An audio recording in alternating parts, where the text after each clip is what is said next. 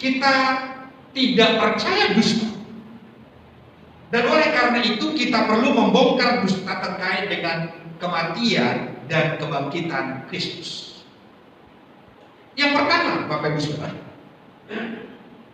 ada dusta yang mengatakan bahwa yang disalib yang kita peringati pada Jumat Agung bukan Yesus, tetapi Yudas. Yang disalib bukan Yesus, tetapi orang yang diserupakan Allah dengan Yesus. Sehingga orang-orang menyangka telah menyalibkan Yesus, padahal yang disalibkan bukan Yesus, melainkan orang yang diserupakan oleh Allah dengan Yesus. Pernah dengar cerita ini? Ya, saya pikir kita biasa mendengar cerita ini. Bahwa yang disalib itu bukan Yesus, melainkan orang yang diserupakan dengan Yesus. Bapak Ibu Saudara, perhatikan. Kalau ini benar, siapa yang membuat manusia tertipu? Allah. Berarti Allah menipu manusia. Berarti Allah berdusta. Berarti Allah melakukan sesuatu tindak manipulasi sehingga manusia terkecoh.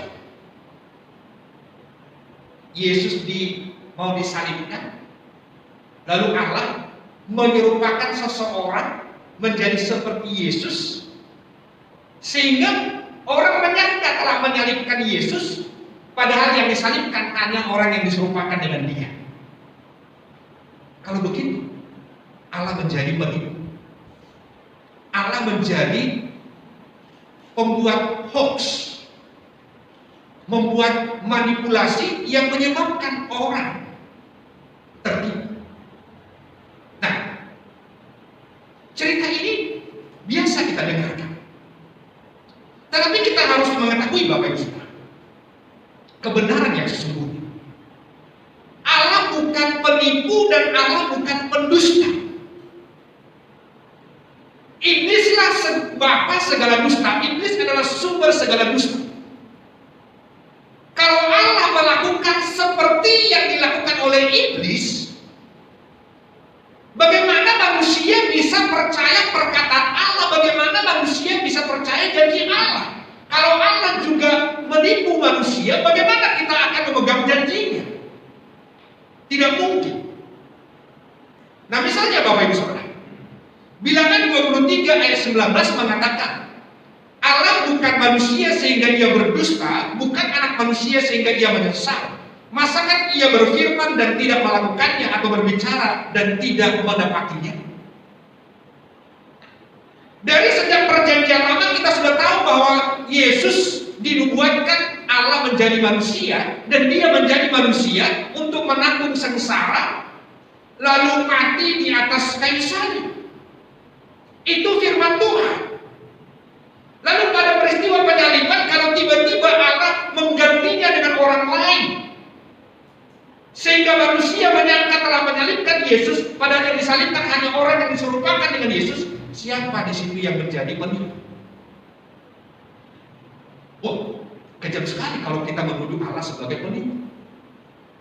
Karena Dia bukan manusia dan Dia bukan pembuat kebohongan seperti yang dilakukan oleh iblis. Allah itu adalah kebenaran. Kalau Dia berfirman, Ia adalah Ia. Allah tidak pernah berdusta. Kira-kira begini Bapak Ibu Saudara. Seorang ibu, ini contoh yang tidak baik, tapi untuk mudah kita mengerti. Seorang ibu waktu masak, ternyata dia kehabisan garam.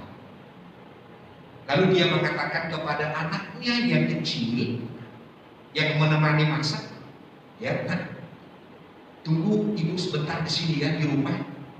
Ibu mau ke warung sebentar. Jangan keluar loh. Ya, loh kenapa bu? Gak boleh saya keluar. Pokoknya tunggu di sini. Jangan keluar, karena di luar itu ada setan. Oke? Lalu ibu ini pergi. Ternyata si anak itu pergi keluar ke halaman. Dan di halaman si anak tidak bertemu dengan setan. Pulang si ibu dari warung, loh kamu kok keluar? Ya aku nunggu bosan di rumah tuh. Ibu bilang tadi di luar ada setan, aku sudah keluar nggak ada tuh. Nah, siapa di situ yang menipu? Siapa di situ yang tertipu? Untungnya si anak tidak tertipu, tapi si ibu mencoba menipu si anak.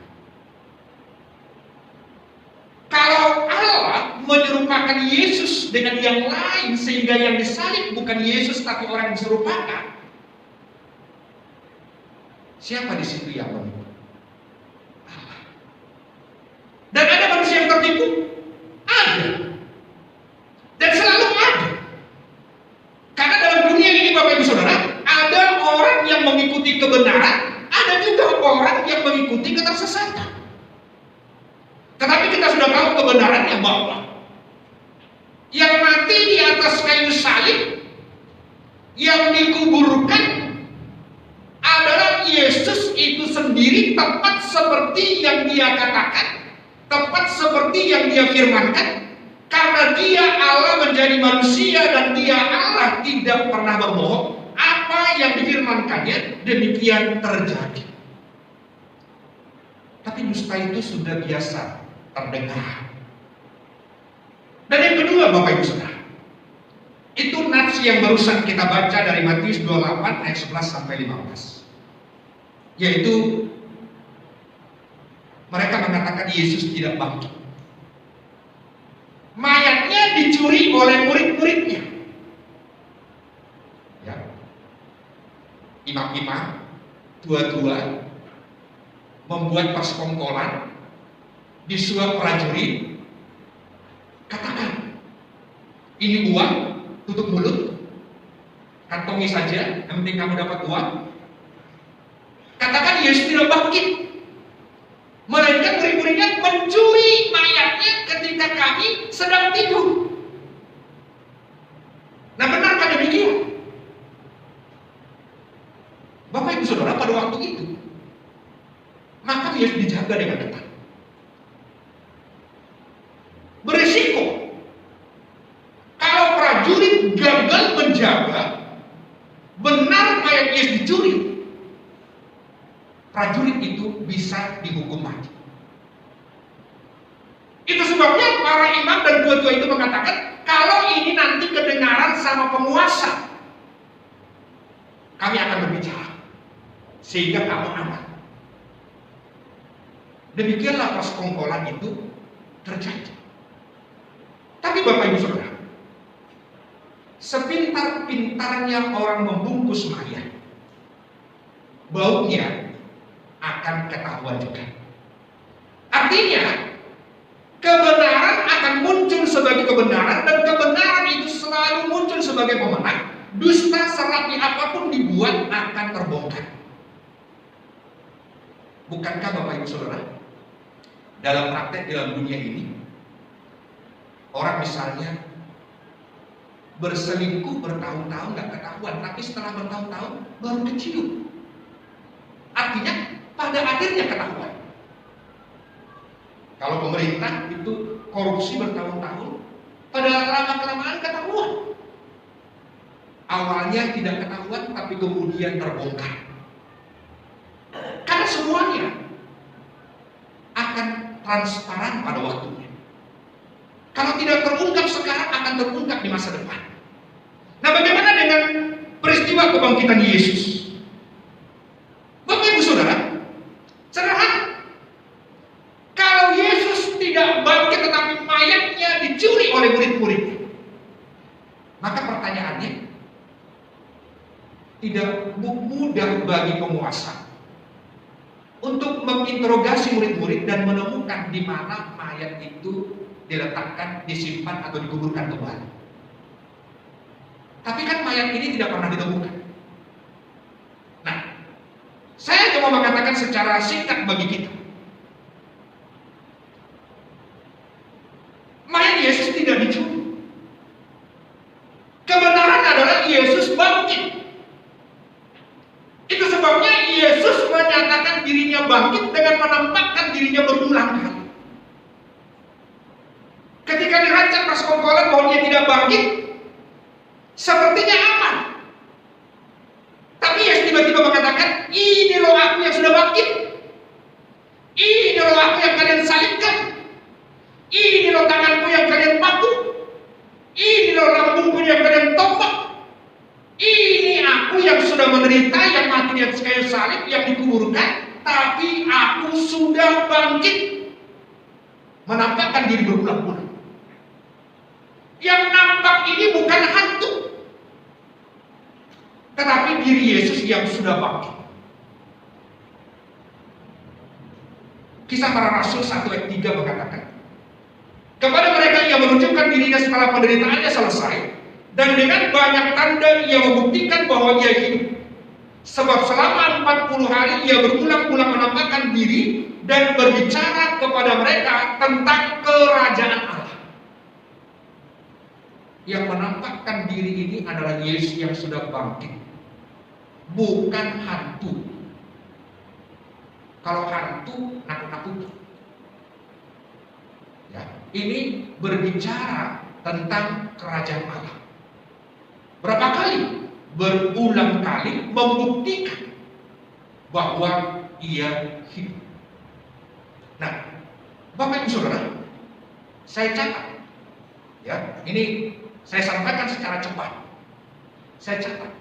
Setelah Yesus bangkit, pagi-pagi benar ia bangkit pada minggu, ya, yang lalu saya mengatakan hari Jumat, hari pertama dia mati dan dikuburkan. Hari Sabtu, hari kedua tubuh Yesus dia kubur. Hari Minggu, hari ketiga dia bangkit seperti yang dia katakan. Maka minggu pagi itu dia menampakkan diri kepada Maria Magdalena. Yang kedua, Bapak Ibu Saudara, pada waktu hari pertama kebangkitan itu, Yesus menampakkan diri kepada beberapa wanita. Karena ada beberapa wanita mau ke makamnya, tapi kuburnya sudah kosong. Lalu malaikat mengatakan, ia tidak ada di sini, sebab ia sudah bangkit. Yesus menampakkan diri kepada Simon Petrus yang disebut Kemas, salah satu dari murid Yesus. Yesus menampakkan diri kepada 2 murid ketika berjalan menuju Emmaus. Yesus menampakkan diri kepada 10 murid tanpa Thomas ketika itu. 10 murid ini mengatakan, kami melihat Yesus. Ketika mereka cerita kepada Thomas, Thomas mengatakan, nggak mungkin. Kalian bohong, hoax. Aku kalau percaya, kalau melihat langsung. Aku akan percaya kalau aku mencucukkan jariku ke lambungnya yang bekas ditombak. Aku akan percaya kalau aku mencucukkan jariku ke tangan yang bekas dipakul. Yesus membuktikan. Ketika berkumpul bersama dengan Thomas, Yesus memanggil Thomas. Thomas, lihatlah lambungmu, cucukkanlah jarimu, dan jangan tidak percaya lagi. Atas bukti itu Thomas tidak bisa berkata lain kecuali mengatakan, ya Tuhanku dan Allah. Kalau mayat Yesus dicuri orang seperti yang direkayasa imam-imam tua-tua dan para prajurit itu, bagaimana Yesus bisa menampakkan diri? Apakah mayat bisa menampakkan diri? Ada Pak, namanya pocong. Berapa kali menampakkan diri? Apakah kalau manusia melihat hantu, lalu akan melihatnya berkali-kali? Dan kalau manusia melihat hantu, hantu itu mengajarkan manusia tentang kerajaan Allah. Kalau hantu mengajarkan manusia tentang kerajaan Allah, manusia tidak akan takut dengan hantu. Tetapi apakah masih ada bukti yang lain? Yesus menampakkan diri kepada 7 orang murid di Laut Galilea. Ini peristiwa ketika Petrus mengajak murid-murid yang lain menangkap ikan. Dan ketika itulah terjadi peristiwa di mana mereka menangkap ikan dalam jumlah yang sangat besar, ada mukjizat. Loh Pak, apakah masih ada bukti yang lain? 500 orang melihat Yesus yang sudah bangkit. Kalau tadi itu kan ada perempuan, ada murid-muridnya dari berbagai peristiwa. Ini 500 orang dalam jumlah banyak yang melihat Yesus. Ini mau mengatakan banyak saksi dan tidak bisa terbantahkan, maka dusta itu terbongkar. Masih ada bukti lain? Tidak ada. Yakobus dikatakan menerima Yesus, percaya kepada Yesus oleh karena melihat Yesus yang sudah bangkit. Murid-murid melihat Yesus yang sudah bangkit itu ketika menerima amanat agung. Murid-murid melihat Yesus yang sudah bangkit itu ketika Yesus naik ke surga dari atas bukit Zaitun. Sebenarnya masih ada lagi? Masih. Banyak sekali ayat Alkitab mencatat. Stefanus ketika dihukum mati sebagai martir, dia melihat langit terbuka dan melihat Yesus yang sudah bangkit dan naik ke surga, duduk di sebelah kanan Allah. Masih ada bukti yang lain? Enggak, masih. Stefanus yang pekerjaannya memang memberitakan firman Allah, mengalami melihat Allah. Tapi bagaimana dengan Paulus yang menganiaya jemaat, yang memusuhi orang Kristen? Dalam perjalanan ke Damsyik, Yesus yang bangkit itu mengatakan, Saulus, Saulus, mengapa engkau menganiaya aku? Masih ada nggak yang lain? Masih banyak. Kalau mau menyelidiki bagian, masih banyak. Tetapi Bapak Ibu Saudara, 11 yang saya tuliskan ini mau mengatakan dusta yang diceritakan tetaplah sebuah dusta, tetapi kebenaran bahwa Yesus mati di atas kayu salib, bahwa Yesus dikuburkan, bahwa Yesus dibangkitkan, itulah dasar iman Kristen. Oleh karena itu Bapak Ibu Saudara, kita beriman bukan di atas kebenaran doang. Iman Kristen bukan iman kaleng-kaleng. Iman Kristen bukan dusta, bukan hoax. Tapi iman Kristen didasarkan kepada kebenaran bahwa Yesus benar mati di atas salib. Mengapa Yesus mati di atas salib? Untuk menanggung hukuman, menggantikan manusia berdosa. Benar Yesus dikuburkan.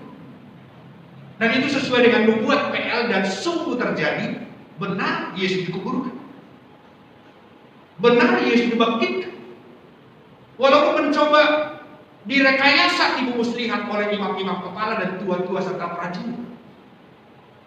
Yesus menampakkan diri, Yesus menampakkan diri, Yesus menampakkan diri. Karena memang Dialah Tuhan, Sang Juru Selamat dunia ini. Bapak Ibu Saudara,